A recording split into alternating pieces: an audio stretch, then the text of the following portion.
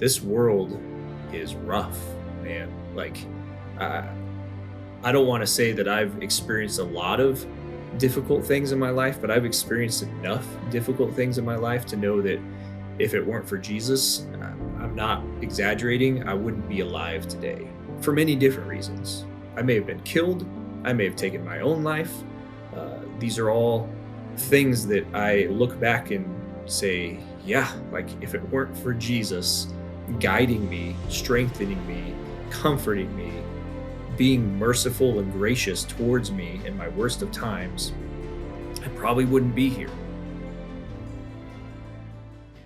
Hey everyone, thanks for tuning into another episode of Faith in the Line of Duty. Today I have the honor of introducing Major Jeff Karr.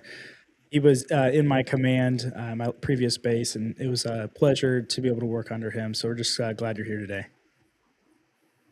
Yeah, thank you. I'm honored to be here. This is super exciting for me, and I just hope that we get to reach somebody through our discussion today. So yeah, thanks for having me on. Definitely. So I think the first question I want to ask you is, this is your first squadron command. So what is it like being a squadron commander? Yeah. So I got the pleasure, as did you, to work under Colonel Addington in our last command at Whiteman. And so I learned a lot there, and I felt super prepared to come into command. But you're never fully prepared to step in any next position, especially a next higher up position. So I am lucky that the unit that I get to lead right now, it's a small unit. We're a training unit. And so nobody in my unit is a brand new airman. They've all at least had one assignment before them. The majority of them have specialized training or have been part of other specialized units. And so all that to say, they're all fairly mature. I don't have a lot of the normal, I don't want to call them issues, but struggles that a lot of squadron commanders have with younger airmen and still trying to find themselves in their place in the military. Most of my guys and gals, they know where they're at and they know what they're capable of. So I'm lucky there.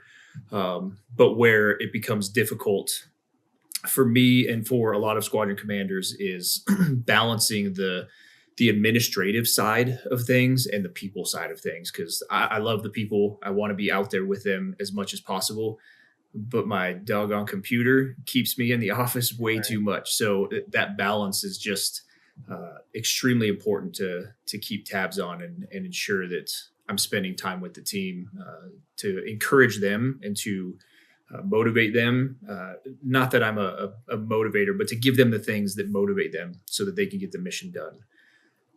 I think we'll probably get into it later, but discipline is always a difficult thing to handle as well, especially as a squadron commander, because now I'm not the one recommending the discipline. I'm the one actually issuing it out. When I say discipline, Article 15s and court martial and all those kinds of things, the higher level discipline. So again, it comes back to balancing people and the mission and figuring out the right thing to do. So all that to say, I love being in command because I get a lot more power and authority, and not that I want those things per se, but I get to use those things to help the troops in my unit get the mission done and take care of them and stuff. So yeah, that's kind of command in a nutshell, if you will. Yeah, no, I like that. You bring up a good point, because as far as the balance is on the administrative side, right, you sign a lot of documents. So if you're not there, that's an issue. But if you're not reaching out to your team and all that could be, an issue too. But yeah, I'm sure we'll dive into that. But I think we should just start off. Just tell us where you grew up and what your childhood was like. Yeah, cool. So I grew up in Colorado in a town called Westminster. It's a northern suburb of Denver, and stayed there all my adolescent years, if you will, till I turned 18. And I actually was on track to go to college with one of my best friends at the time. But I was a bit of a knucklehead growing up, and I got into pretty much any kind of trouble that I could find myself in. And so my senior year of high school, after I graduated around that time, I had gotten into enough trouble that my parents said, nah, we're not going to send you to college. We're not going to risk spending all that money and you going there and partying and getting in trouble or getting hurt. And so ultimately, I didn't get to go to college. I tried a community college for a month or two, and it was just not for me. And so I went into the Marine Corps recruiter's office and said, "Hey, I want to join the Marine Corps." And he said, "Hey, are you on probation?" And I said, "I sure am." And he said, "Get out of my office. Come back when you're done." I was like, "All right." So that motivated me more. When people tell me I can't do something, I'm going to prove them wrong. So got off probation, got my life as straight as I needed to, we'll say, to walk back into that office and say, I'm ready. And I joined the Marine Corps a couple months later. I wanted to be a firefighter, and I was lucky enough to get that job. And it fulfilled two of my dreams. I loved how Marines look in their dress blue uniform, and now I got to wear one. And I always wanted to be a firefighter growing up. So that was I kind of skipped over a lot of stuff, but that's up into the end of my adolescent years. Rewind a little bit.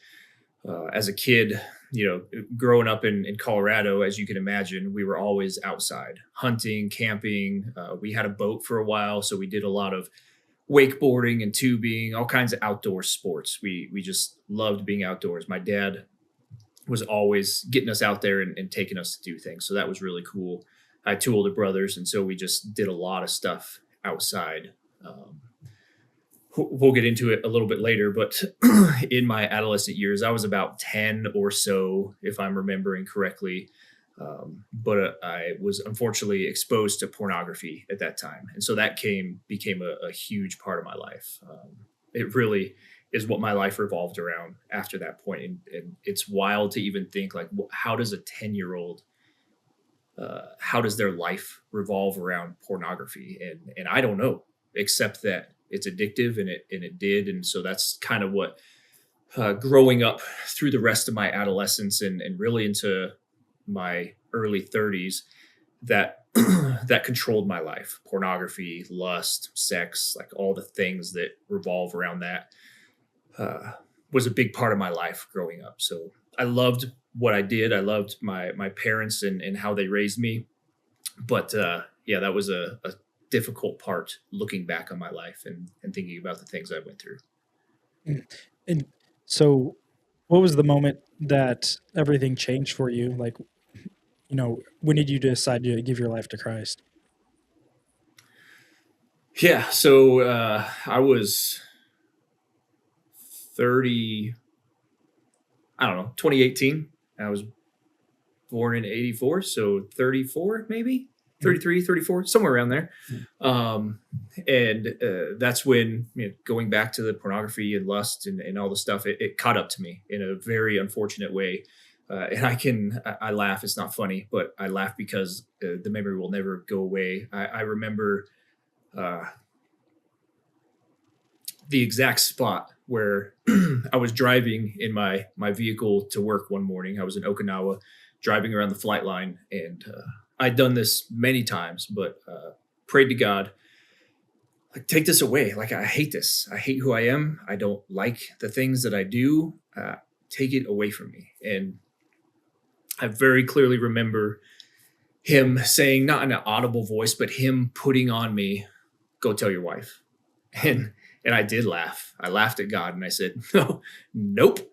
I'm not telling her everything that I've been doing that's going to crush her and maybe end our marriage. Like, no way. And that was the end of that conversation until it was just a couple months later that my wife got a phone call.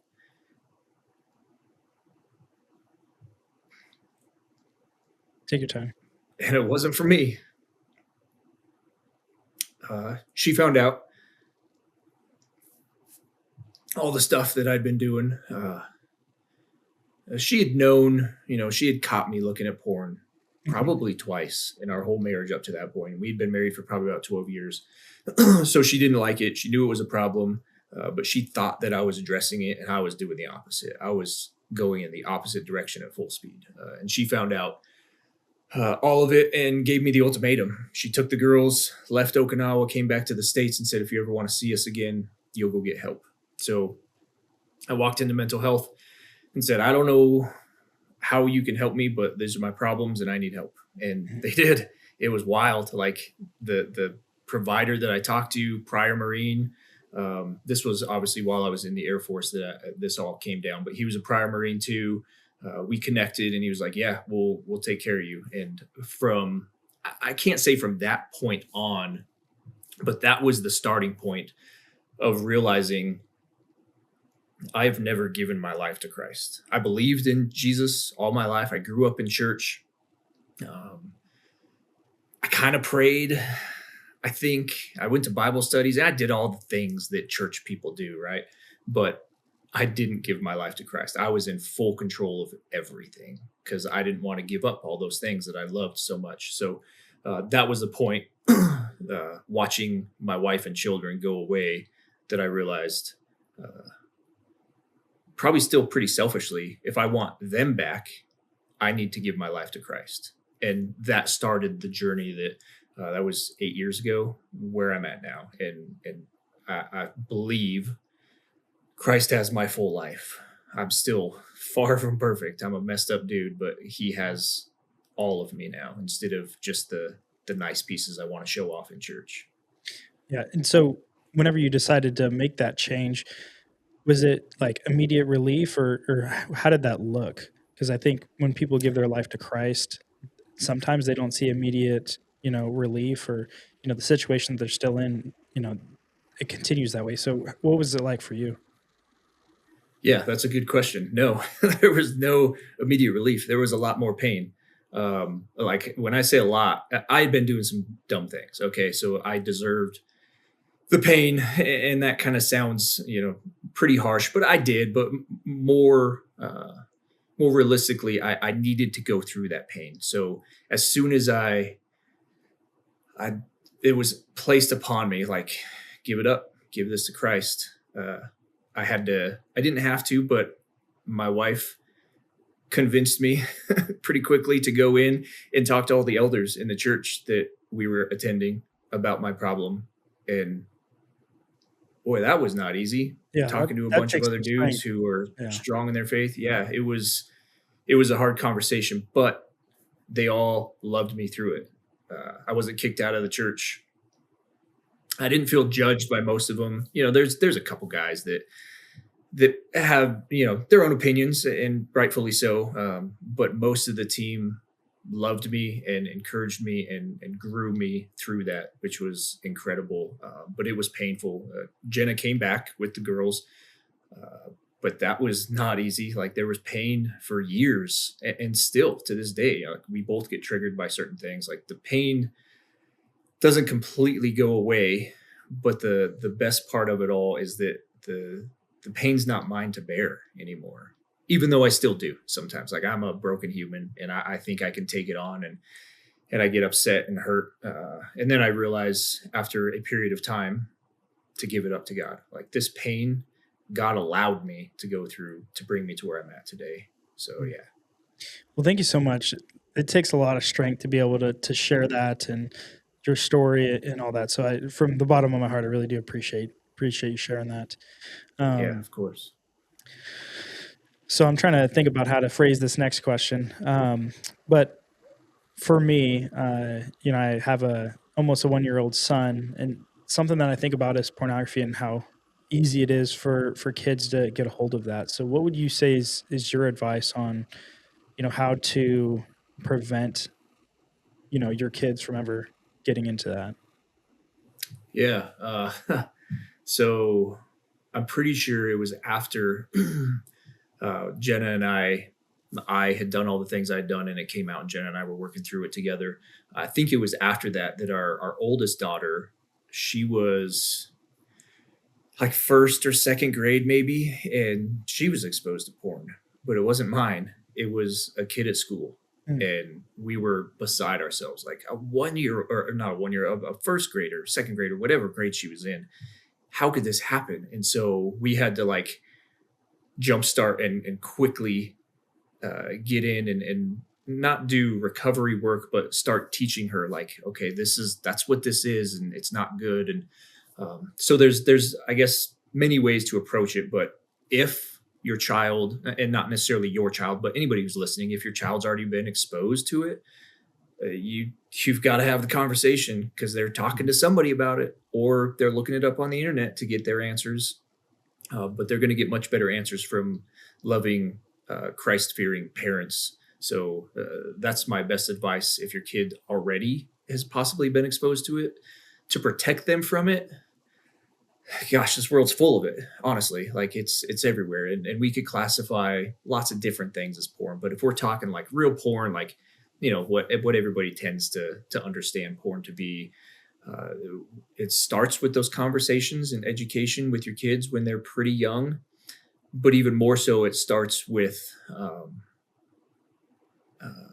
controlling what they see and hear, and that's hard in this world because everybody wants to let their kids do all the things because it makes their kids happy. But when your kids listen to certain music, watch certain TV shows and movies, hang out with certain other kids, uh, do all kinds of things without any control over that, you're giving that control up to somebody else, and most likely they're going to be exposed to something, whether it's porn or drugs or alcohol or anything else. They're going to be exposed to something you don't want them to. So we have to, as parents, we really have to not lock our kids in a cage because that's crazy, but pay attention. Like, watch what our kids are doing. If they're playing with friends, you better know who their friends are and who their friends' parents are.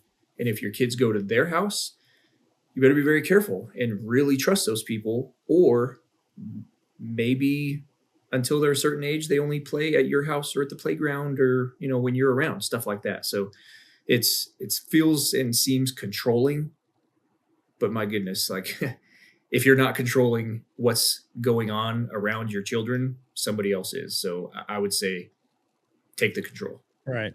Yeah, it reminds me of just being intentional too about your days. And yeah, Yeah. and the Bible says, train them up how in the way that they should go, and even when they're old, they won't depart from it. So yeah, I like that a lot. Yeah. So what was your first job whenever you joined the Air Force? Or how did you commission? What was your commissioning source?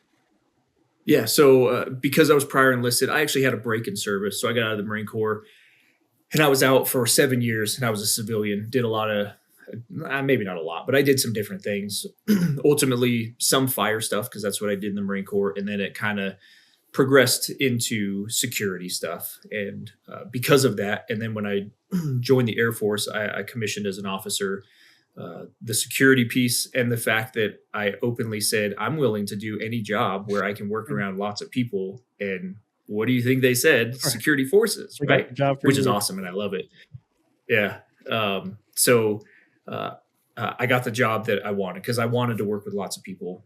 I commissioned through OTS because I was prior enlisted. I already had my degree, so ROTC was not really an option for me. And the academy obviously wasn't an option either, and I was too old for it and all the stuff. So went through OTS, and even though I had been out, I was a civilian for 7 years after the Marine Corps, and then coming back into the Air Force, two very different branches and how they operate.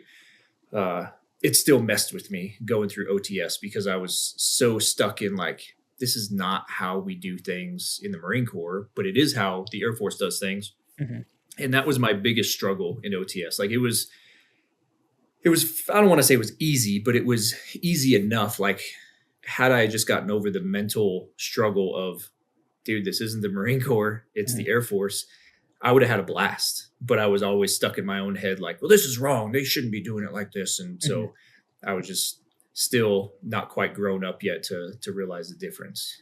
Right. It had to be quite the adjustment. So Yeah. So, what was your first command that you had? Were you a flight commander? Yep. So I graduated OTS and came straight here, actually, where I'm at now, to FE Warren. It was my first assignment. And I was assigned to 90 MSFS big missiles. So I was a missile field flight commander. And I've loved every assignment I've had. But I think looking back, one, being a lieutenant, which is hard sometimes, but it was cool. And two, being out in the missile field away from my bosses, like I was the head guy out there. Like I was in charge of my entire flight for that whole missile flight area or squadron area, whatever it was called. I was the guy in charge. And so I got to decide what type of training we did. I got to take care of my troops the way I wanted. I got to hang out with them and hold them accountable and all the things, almost like not anything like, but almost like being a squadron commander for 4 days at a time. I was the dude that was fully in charge and I loved it, but I didn't have all the responsibilities of a squadron commander. Right. And then can you talk about like your scope and responsibility? Because I think most LTs, whenever they go into their career field, they don't have as much people as security forces. So what was that like? Was it a burden or? Not for me, because like I said, when I joined or when I went to the Air Force recruiter's office, I literally said, I want to work where there's tons of people. And so my goal was, my ambition, if you will, was to come in and lead as many people as I could. And so my first flight was 60 some odd people. And obviously there's NCOs in charge. There's senior NCOs in charge of all the NCOs. The NCOs are the leaders who were in charge of the airman level troops. And like, I wasn't actually leading 60 people. I was leading other leaders who were leading those people. So it was, I don't want to say it was easy, but it was fun because I got to empower people. Hey, like, go lead these people this way. Go tell your team that this is what we're going to do. Go ask your team how things are going so we can make things better. So, even being in charge of 60 people, my two assignments, I guess, after that, or 2 jobs after that same assignment, I was in charge of like 200 people, which is almost a large squadron, but I was still a lieutenant as a flight commander or a section commander at that time. But I had 200 troops in my section. I wasn't leading 200 people. I was leading people who were leading people who were leading the rest of the airmen. Like, so it's a quick lesson in, what's the word? Delegation. Because you can get wrapped up in, I got to make sure all 200 people are doing exactly what they're supposed to do, exactly how I told them to do it. And you're going to burn yourself out quick. Or you can trust, but verify that your senior NCOs, your NCOs, and so on and so forth are doing what you've asked them to do as leaders, because everybody essentially is a leader in the Air Force and should be empowered to do certain things at certain levels. Gotcha.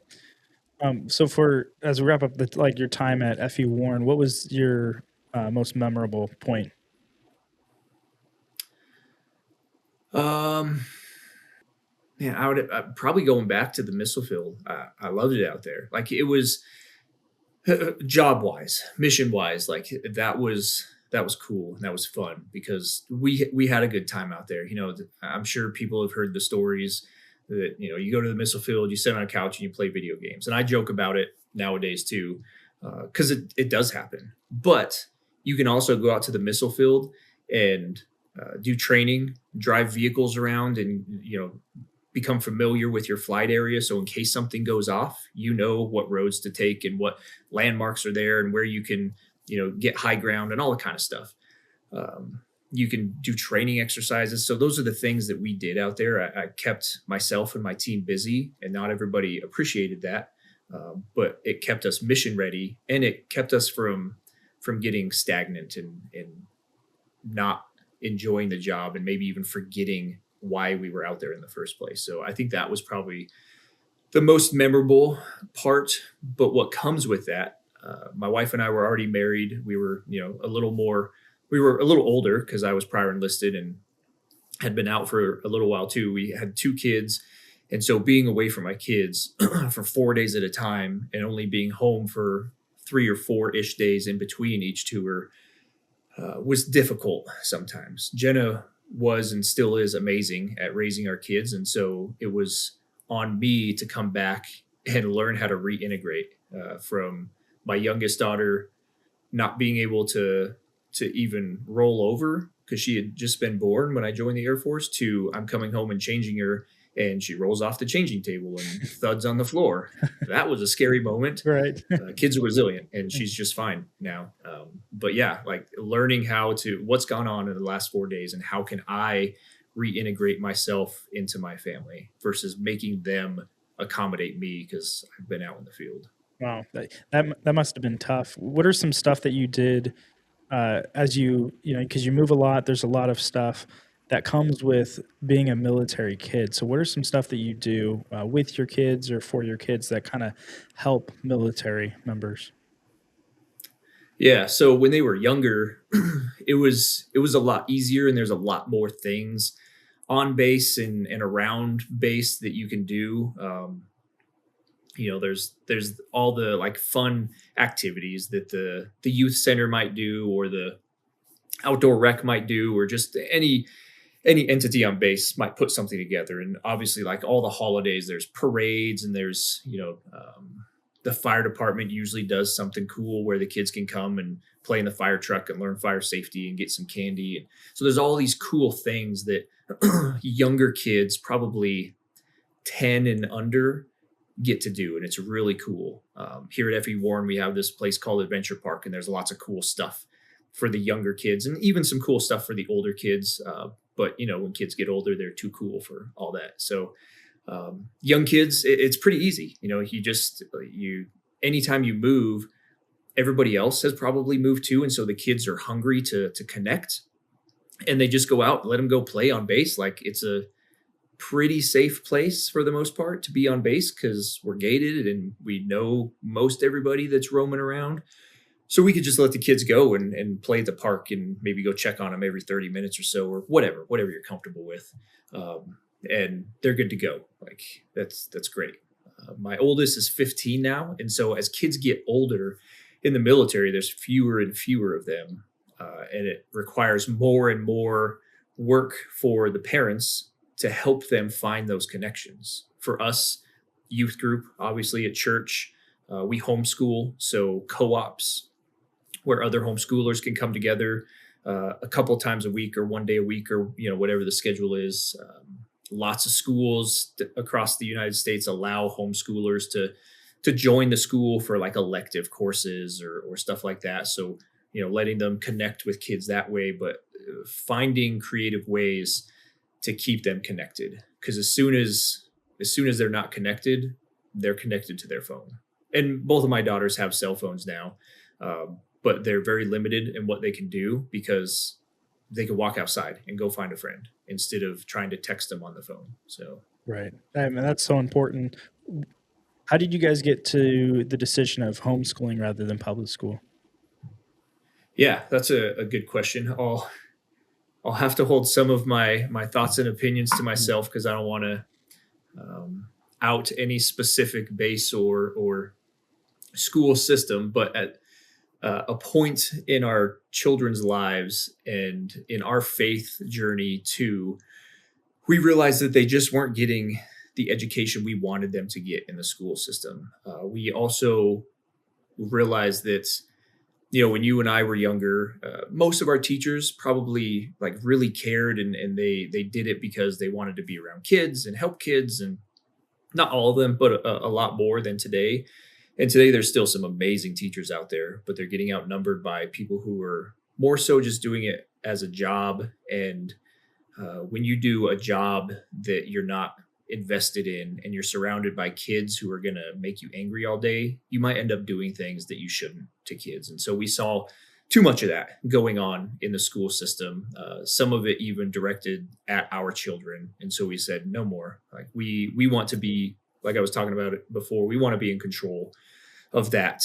You had mentioned, raising our children up so, like arrows, when we send them out into the world, they can do what we have raised them to do what God is calling them to do. I don't personally feel for our children that putting them in the school system is preparing them properly for that battle that they're going to be in every day for the rest of their lives as adults.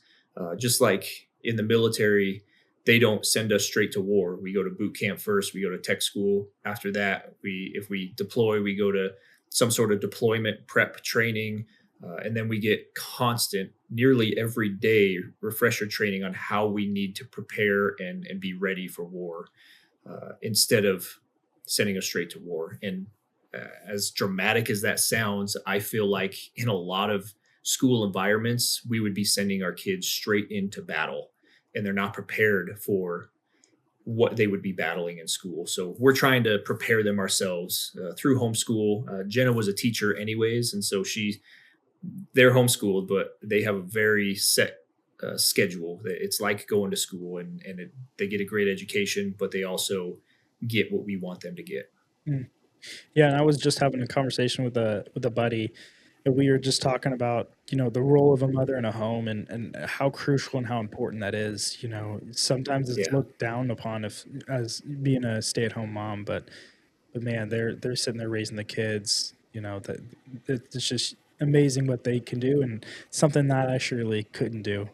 So Yeah. Yeah. When I'm when I stay home with the girls, and our girls are amazing, but they're not perfect. They're kids, and they, they get in trouble and they fight because they're sisters, and they do all the things. But when I stay home with them and try to do what my wife does every single day, I'm like, right, I'm glad that I have an office to go to during the week, because right, she is incredible at what she does. But yeah, she's wore out every right. day because she's doing all the jobs at home. Mhm. Yeah, my wife makes it look easy too. She just, do this, do Yeah.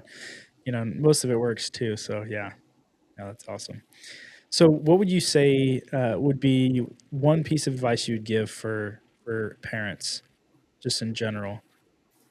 Yeah, so I think for parents, for the husband and wife, um, we'll set the kids aside for a second here, but for the husband and wife, there has to be constant communication and connection.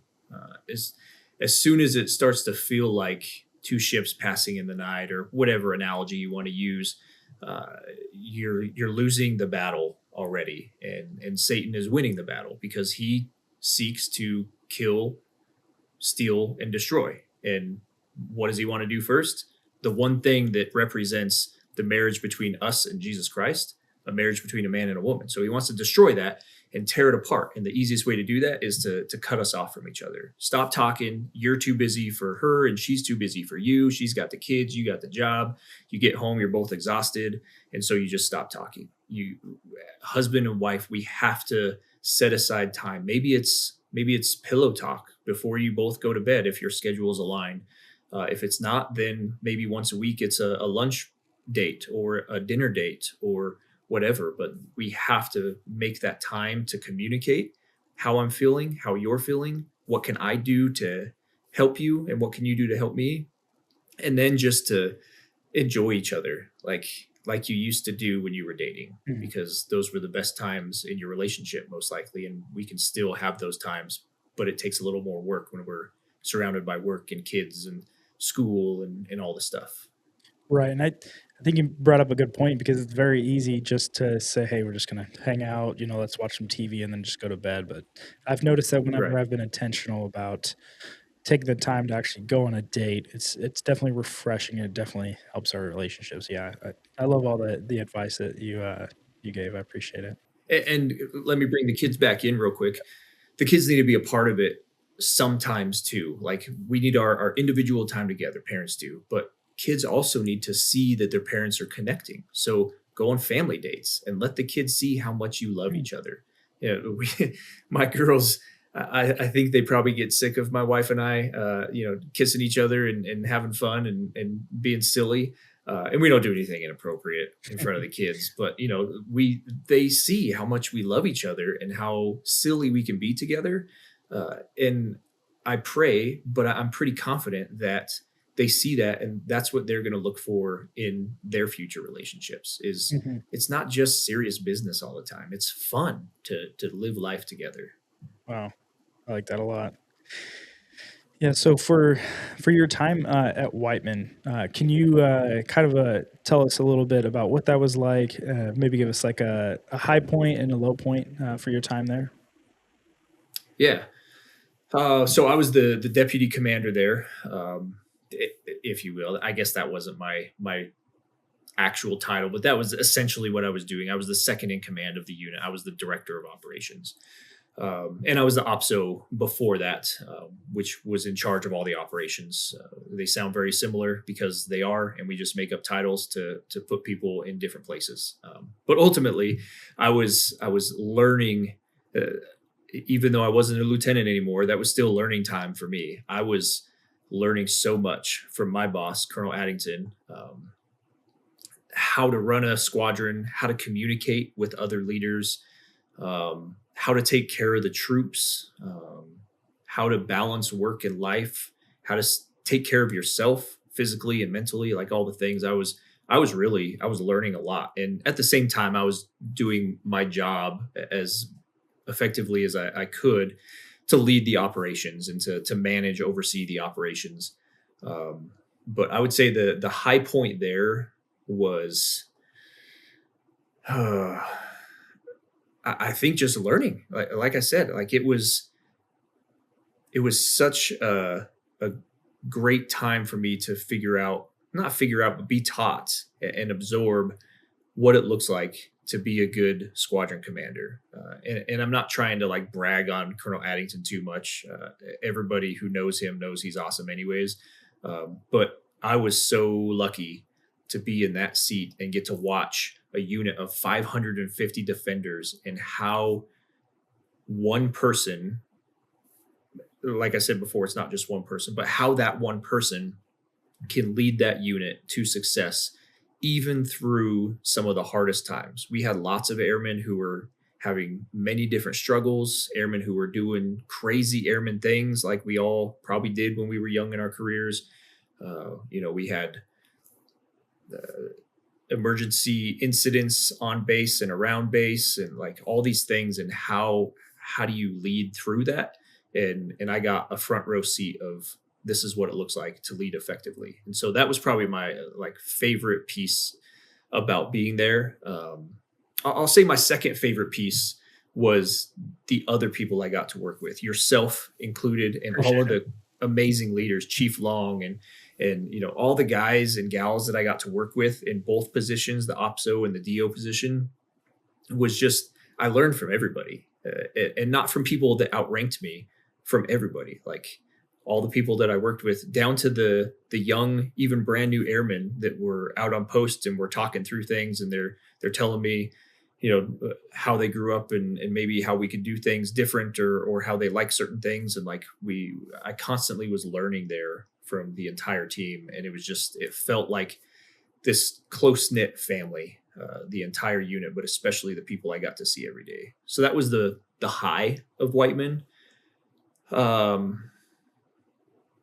don't feel like there was any major lows. Like I really enjoyed that assignment. I don't know. The lows were probably just the regular things that we all deal with, having an airman who you want so badly to learn a lesson from their mistake, and you're rooting for them, and you're applying discipline in an effort to rehabilitate, because that's the whole point of discipline, is to rehabilitate. You're watching them, and it doesn't happen. And I don't know if there's a way to not take it personally as a leader who cares about their people. You take it personally, like, what could I have done better? And I know pretty confidently that I and my team did everything we could for those individuals who just, it wasn't for them to be in the military. But it's still hard, like watching those individuals continuously either fail or just not get themselves up to where we need them to be, and ultimately have to get out of the military. But it ends up, I think, for most of them, being good, because they can start fresh and go start another career. Unfortunately, that still doesn't happen for everybody, but sometimes getting out is a blessing in disguise. Right. Man, I like that. Can we talk a little bit about what kind of those traits that you saw in Colonel Addington, like traits of a good leader? Yeah. So in Colonel Addington, I think my favorite thing about him was that he was just himself. Like, he was a cool dude. He was nice. He was personable, but that's just who he was. He wasn't faking it, And if you've been around somebody like that, who's you're just like, I don't know about you. Like you're hiding something. You're not telling us something. Like Right. this is not who you really are.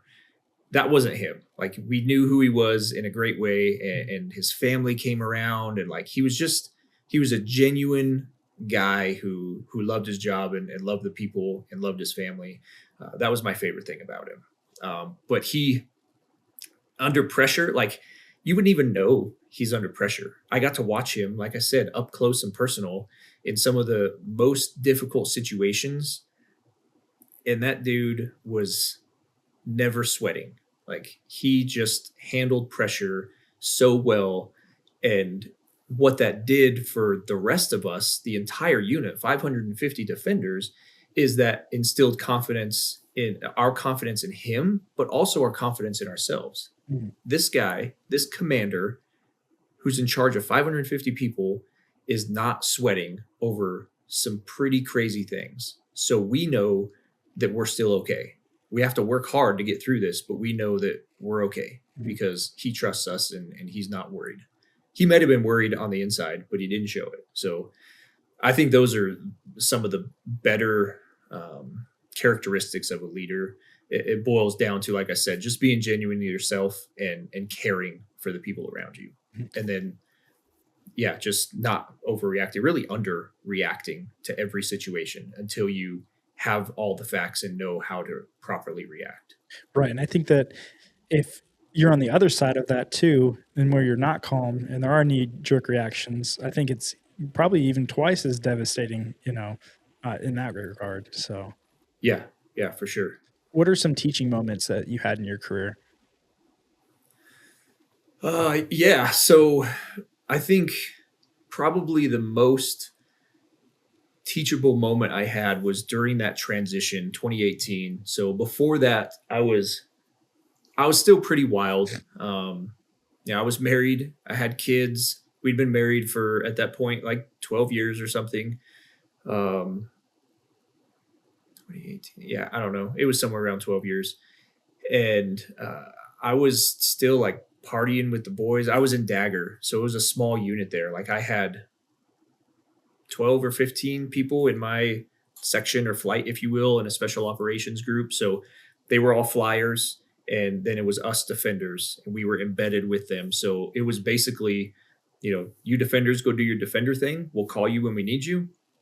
And not in a bad way, but leave us alone. We're doing flyer things. And so we had a lot of freedom. And so I was partying with my team, and not all the time, but enough to be inappropriate. We were training together and having fun and maybe pushing the limits in some of the training we were doing. Just, not putting a lot of thought into everything that I was doing. And then everything blew up. My wife became aware of the life I was living, the secret life I was living, I'll say. And because of that, I changed. And that change was not taken well. That change was also not presented well on my part. So it wasn't just I changed and I'm this guy who's following Jesus now. And my team, they were all guys. They were all dudes. My guys didn't appreciate it because some of them were believers too. It was the way I presented myself too. Not that I was better than them, but I made this immediate change. And so I was very, for lack of a better word, legalistic in everything that I was doing. Because sometimes when you make a big change like that, you have to start out with very strong convictions about everything you do to ensure that you're getting down the right path. And then eventually you can figure out like, okay, like maybe I can calm down here or calm down there, step it up over there, whatever it is. But I was high strung in everything, my faith, my work, my personal life. Like I can't let what I had been doing happen again. And a little news story here. It happened again. Like not to the extreme that I was doing before, but just because Jesus saves you from something doesn't mean that you're not going to be tempted to continue doing that again. The devil still exists. And so anyways, I still struggled with things. But back to the team, I learned looking back on that long after I had left that unit, that I really didn't handle things well with my team. I held them to such a standard overnight, practically, that they were shocked and they had no idea how to respond to it. And it really shut down our relationships, our communication, and maybe even impacted the mission. I don't think it did because they were so good at their job. The mission kept going. But yeah, it was a good lesson in temper your emotions, temper your approach to leading and disciplining your team, and communicate completely, because I didn't communicate either. I just got upset every time something happened that I didn't like. I would just get upset instead of sitting down, talking with the team, like, hey, why'd you do this? Can we find a different way to do it? It was, stop doing that. It makes us look bad, or we shouldn't be talking or acting like that. And it just shut things down. So anyways, that's probably my biggest teaching moment, is take a step back, underreact to everything until you have enough facts to react appropriately. Mm. And as you've progressed, in your leadership and your walk with Jesus, what would you say, following Jesus in the military looks like? Yeah, that's a good question. I think a lot of people would say it. I shouldn't say a lot of people, but I think the perception is that it should be secret. Like, I'm shocked, honestly, on a regular basis when I meet people and realize you're a follower of Jesus too. Like, I didn't know that, and then I start putting pieces together, because they don't outwardly express it. I start putting things together that I've noticed about them, and I'm like, okay, yeah, that does make sense. Like, you don't swear, you love your family, you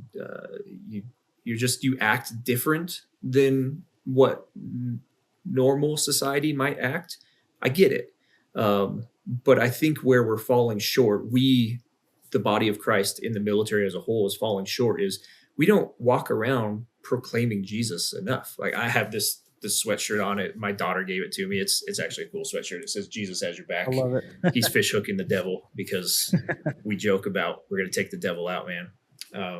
But I not that we should wear a cross or wear a silly sweatshirt just to put Jesus out there, but it's a conversation starter. People are like, oh, that's funny, or oh, I really like the cross around your neck, or the tattoo that's on your arm. Like, what's that for? And it opens up a conversation.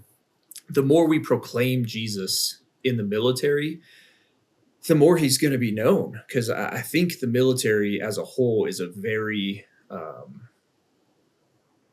big black hole, if you will, that's missing that God-shaped piece that needs to be put into it. And there's people here that have it, but they're not letting the light of Christ shine out. And the only thing that we're actually prevented or called not to do, I should say, in the military as believers of any faith, is proselytize people. And that's a weird word, and it sounds kind of strange, but all that means is you can't tell somebody you must follow Christ. And I, especially as a leader, cannot tell my team you must follow Christ. But what I can say is, I follow Jesus Christ. I love Jesus, and this is what he has done for me. There's nothing wrong with that. Somebody might be offended, but guess what? The Bible's offensive. Jesus and what he has done is offensive because it's not normal, but that's okay. And through that offense, sometimes people still come to know Jesus. So we just need to proclaim his name more, and not in an obnoxious way, but in a way where people become curious. Okay, I'm putting together that you're different, and you're different because you love Jesus. Now let's have a conversation. Wow. I love that. So how would you say that your life has changed after you committed, you started following Jesus? How has it changed for the better? I know you said initially it didn't, it wasn't perfect immediately, but like looking back now, like how has that changed? Yeah, well, and let me not rephrase, because what I said was accurate, but let me add to, it was painful. Even though I had given my life to Christ at that point in time, it was painful, but it was already changing for the better. That pain brought about peace and comfort and joy in knowing that I don't have to, one, I don't have to do the things that I was doing before. Two, I don't have to worry about these things that are tempting me so much. And let me just add in there real quick. It's been 8 years, and I am confident that for the rest of my life, I will continue to be tempted by the things that I used to do. And it's a battle every day in that aspect. But the battle has already been won. And I have to remind myself constantly, but when I give it up to Christ, I don't have to worry about it. And he's got it. So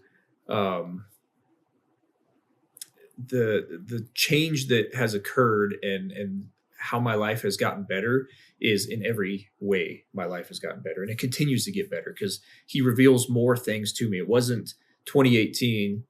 God started his work in me. He started his work in me from the day I was born, before I was born, if we're being completely honest. But up until today and in the future, he's doing something more every single day and teaching me something, growing me, taking away something. Jesus said he's the vine and we're the branches, and we prune the branches off that are not producing fruit. And that allows the other branches to grow more full and produce even better fruit. And that's a daily process. I want to be pruned, and pruning is painful. You're cutting a part of your life away, and it hurts to have it cut away and to watch it go away. But what comes from that is greater fruit and more fruit that is not for me per se, though I get to enjoy it. It's for the glory of God, of Jesus Christ, and for other people to see it and again say, that's interesting. I might want to learn more about this Jesus character. That's awesome. And I could attest to it too.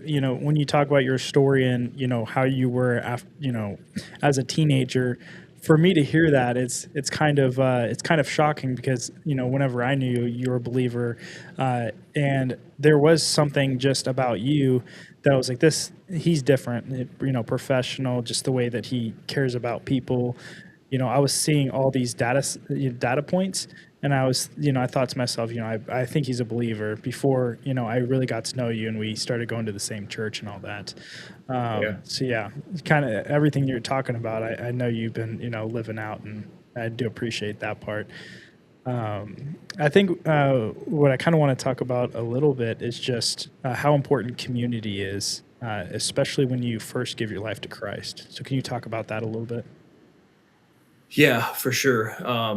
Like I said, when all this went down and I had to go and sit in front of the elders of the church and explain everything that I'd been doing, they didn't turn away from me. They didn't kick me out. They didn't make me feel ashamed. I don't know that anybody could have made me feel more ashamed than I was making myself feel in that time.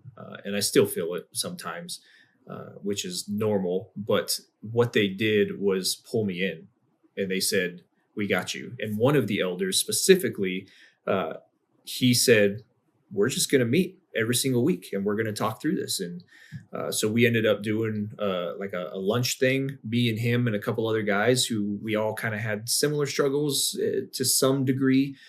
And we would just eat lunch and every single week kind of talk through, accountability, like, "Hey, how you doing? Have you looked at anything lately that you shouldn't have looked at? Have you done anything that you shouldn't have done? How's your relationship with your wife, with your kids? How are things going at work? How are you getting along with people?" All kinds of things. Just, a couple of dudes. There was 4 of us that would gather together weekly and just talk about life. And that community piece, I never really had before. Like I attended some Bible studies, but I'm super introverted anyways, even though this doesn't show that. I am, like, when I'm not in a setting where I have something that I'm passionate about to speak about, I'm just weird and awkward. So that's who I was. And I would go to Bible study. I'd say some things because I knew Jesus enough that I could speak some stuff, and then we'd leave. Like, there was no community there.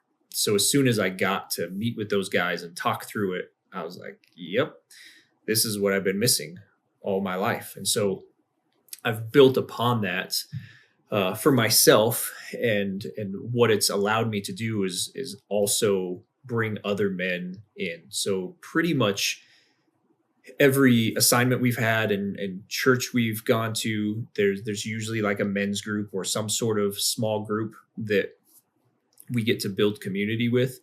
Um, and so that was cool. I'm doing it now in the church that I'm at. We have a men's group and we gather at 5:30 in the morning for Bible study, super early, but it allows us to get in the word before we get to work. And it just starts our day off amazingly once a week. And so the other piece to that is what it does is I get to invite people. Like I'm the commander of my unit, yet I still get to invite people to my, it's not mine, but to the Bible study that I go to at my church. Like, oh, hey, you're a believer. If you ever want to, join this Bible study, this is when we meet. And I've had a handful of people in my unit come to the Bible study. And so that community grows into a larger community out at work outside of the church. And then what that does is it multiplies, those people go and they say and do things with their family, and their family spreads it to other families. And ultimately it's for our own good, but it spreads the gospel even more when we build these communities instead of trying to get after it all on our own. Because it's just, will you make it to heaven by yourself? Yeah, sure. But it's going to be a painful ride all the way there instead of trying to do it with people by your side. Yeah, and what I've noticed in my own life, whenever I have sinned or done something I shouldn't have done, even though it's so hard to tell that to another, brother in Christ, it is very just uplifting. It just and in the Bible it talks about the importance of that. But I also think having it, just being there and being present with people. Sometimes people don't need you just to say, well, this is what the Bible says. Just being there and being present with people shows that you love them just as much, as Scripture and all that. Yep. I've heard this quote a little while ago, and it's just stuck with me, and I think it's awesome. I looked it up yesterday, and I was a little disappointed by what I found on the internet about it, because apparently a lot of people don't like the quote. A lot of believers don't like it. But nonetheless, what the quote says is, in all you do, preach the gospel and sometimes use your words. And it's attributed to a specific saint from a long time ago, and maybe he did or didn't say it.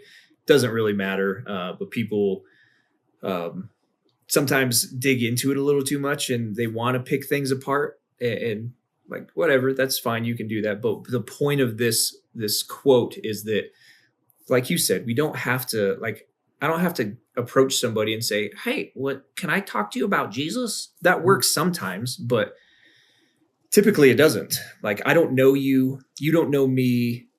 Where did we come from? And now I just want to start up a conversation about Jesus? That's heavy, man. How about, hey, let's get in a relationship. Let's talk to each other and learn who each other is. And what I mean by that is, like, anybody. You could be gay, you could be a murderer, you could be the like somebody who meets all of the Christian criteria but isn't a believer. Like, all aspects of people, you got to get to know them first, so that when the opportunity arises, we can start talking about Jesus. But it's hard to talk about Jesus when you don't know anything about an individual's life.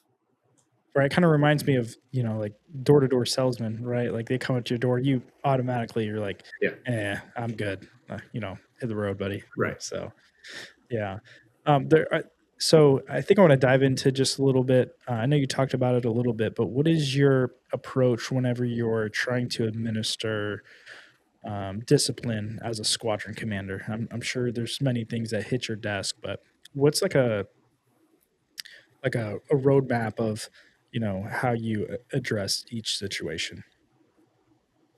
Yeah. So whether you're a squadron commander or a flight commander, an OPSO, an NCO, a senior NCO, like, discipline should be the same across the board. And like I said before, the purpose of discipline, pretty much up to and I don't know if it's including court martial. I don't know if I've ever seen anybody go through a court martial, be convicted, and retain their position in the military.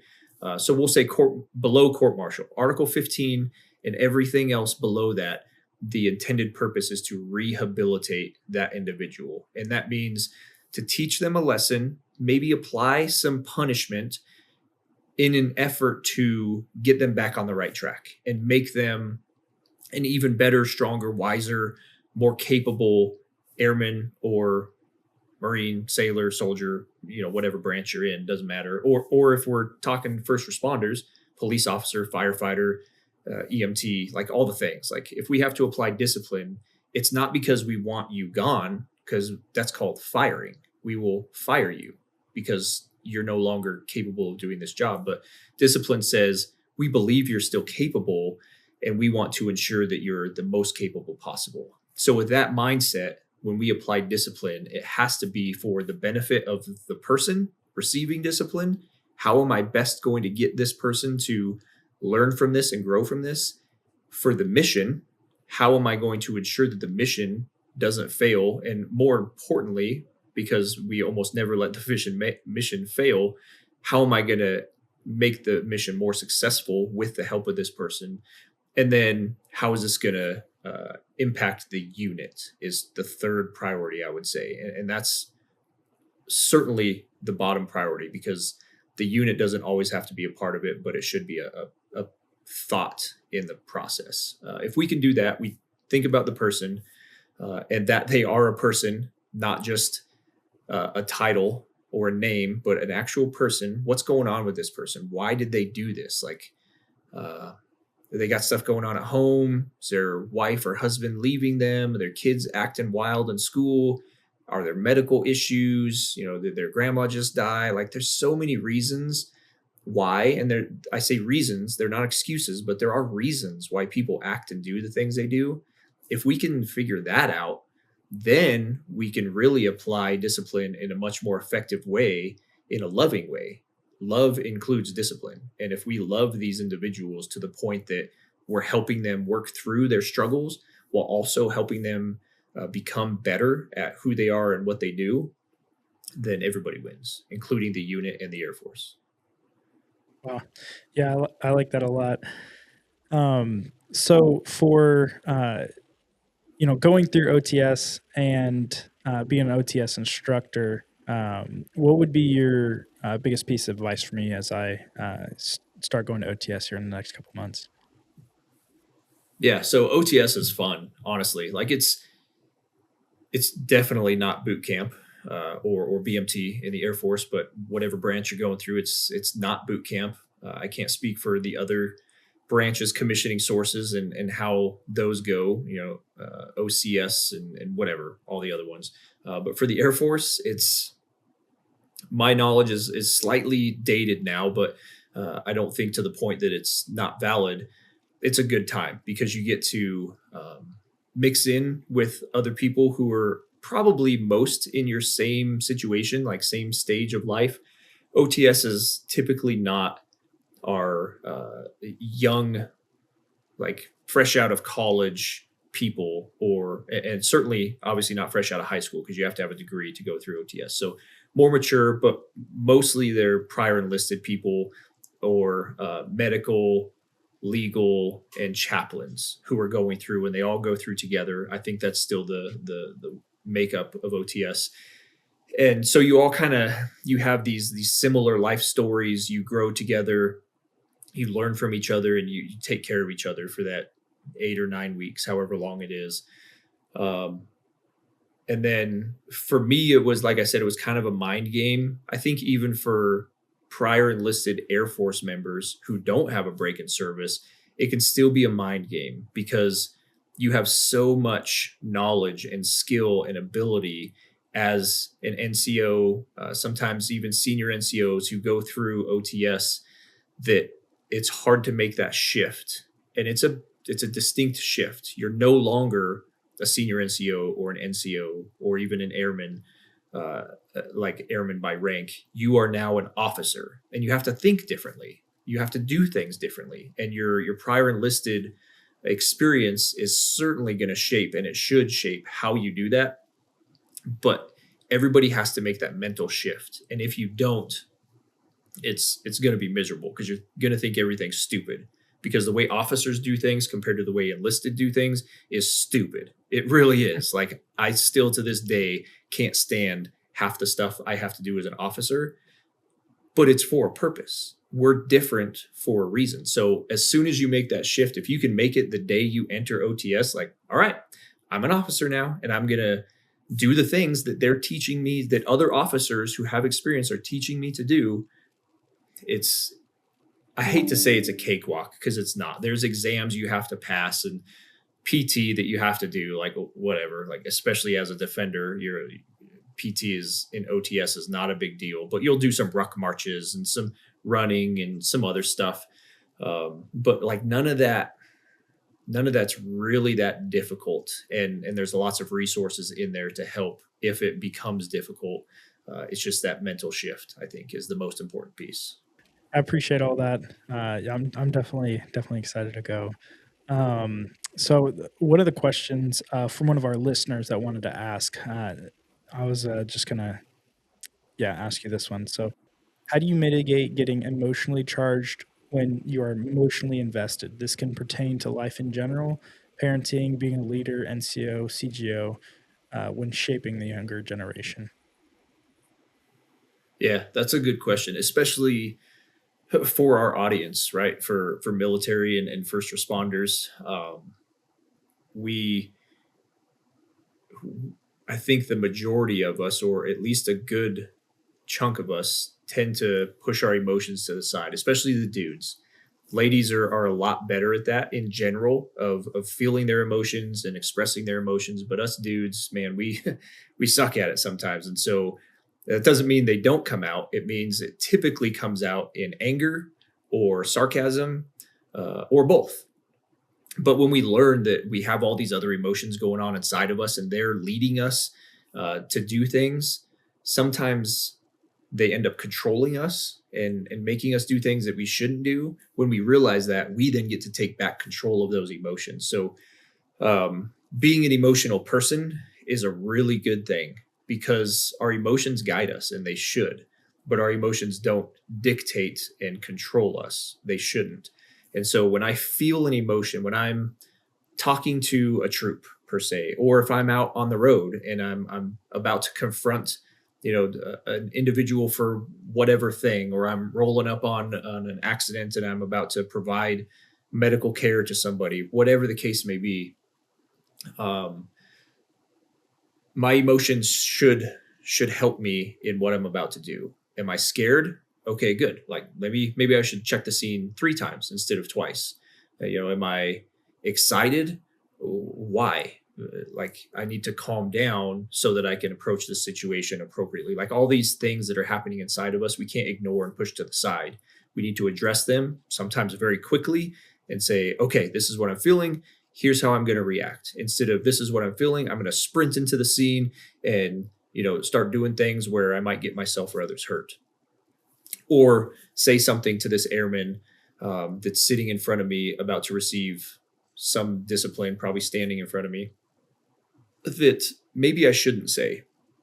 So when we control our emotions and allow them to guide us instead of control us, then I think we tend to make pretty good decisions. And at the same time, not really part of your question, but it's extremely important for officers, but for any leader, to surround themselves with people who have a different thought process, but also are in control of their emotions. Because if I make every decision based off simply how I feel and think, I'm probably going to make the wrong decision a lot of the time. But I have an amazing SEL by my side. I have a first sergeant by my side. I have other NCOs and other officers I get to talk to, and they help me think through, oh, yeah, I didn't even think about that, or I forgot about that, or that's something I've never considered. Thank you for bringing that up. And we can make better decisions. Wow. Yeah. So just to kind of wrap up here, the most important question I could ask you is, why should someone follow Jesus? Yeah, I've listened to, I think I've listened to every one of your podcasts, and I love hearing everybody's stories. You've had some incredible people on this show, man. Even some of the, not even all of them, especially probably some of the younger guys. Like, I can't remember his name, but there was a young guy you had on here. I think he was a defender not too long ago, and I was blown away by his faith and his ability to think through things. And so I love hearing what people have to say. I hope that whatever my answer is, one, is from God, but two, hits somebody in a good way. Why would you follow Jesus? Because this world is rough, man. Like, I don't want to say that I've experienced a lot of difficult things in my life, but I've experienced enough difficult things in my life to know that if it weren't for Jesus, I'm not exaggerating, I wouldn't be alive today for many different reasons. I may have been killed. I may have taken my own life. These are all things that I look back and say, yeah, like if it weren't for Jesus guiding me, strengthening me, comforting me, being merciful and gracious towards me in my worst of times, I probably wouldn't be here. So why would I follow Jesus? Because in the chaos and the real battle of this world, he brings peace, and he takes upon his back, if you will, all of the stuff that we think we should carry on our back. At some point, those burdens are going to become so heavy that we can't carry them anymore. Mm. And without Jesus, I don't know where we would put them. Maybe we would try putting them on our spouse or our kids or a counselor or therapist. And some of those things might work for a while, but not in the long run.